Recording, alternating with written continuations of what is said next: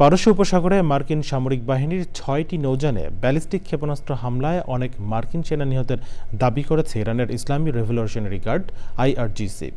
Hormuz প্রণালীকে Trump প্রণালী উল্লেখ করে এটি খুলে না দিলে ইরানের জ্বালানি স্থাপনা ধ্বংসের হুমকি দিয়েছেন মার্কিন প্রেসিডেন্ট ডোনাল্ড ট্রাম্প।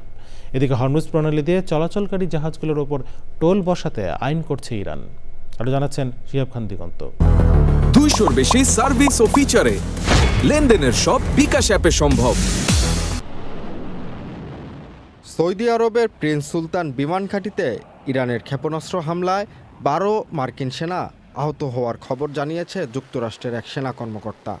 কুয়েত বিমানবন্দরে কয়েক দফায় ড্রোন হামলা করেছে ইরান। এছাড়াও ওমান উপকূলে যুক্তরাষ্ট্রের একটি সামরিক জাহাজে হামলার দাবি করেছে ইরান। লেবাননের রাজধানী বৈরুতে ইসরায়েলি যুদ্ধবিমান লক্ষ্য করে ভূমি থেকে আকাশে নিক্ষেপণযোগ্য ক্ষেপণাস্ত্র ছুড়েছে হিজবুল্লাহ। ইরান যুদ্ধে যোগ দেওয়ার ঘোষণা দিয়ে ইসরায়েলে ক্ষেপণাস্ত্র ছুড়েছে ইয়েমেনের হুতি বিদ্রোহীরা। ইউক্রেন যুদ্ধে ব্যবহৃত শাহেদ ড্রোনের উন্নত সংস্করণ ইরানে পাঠাচ্ছে রাশিয়া। তেহরান সহ ইরানের বিভিন্ন শহরে মার্কিন ও ইসরায়েলি হামলা অব্যাহত রয়েছে।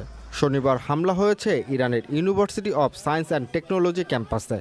এছাড়াও ইসরায়েলি হামলায় লেবাননের দক্ষিণাঞ্চলে 3 জন সাংবাদিক নিহত হয়েছেন।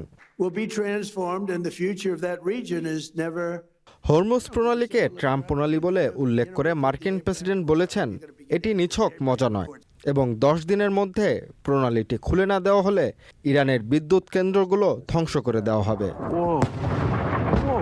শিহাব খান দিগন্ত, চ্যানেল আই।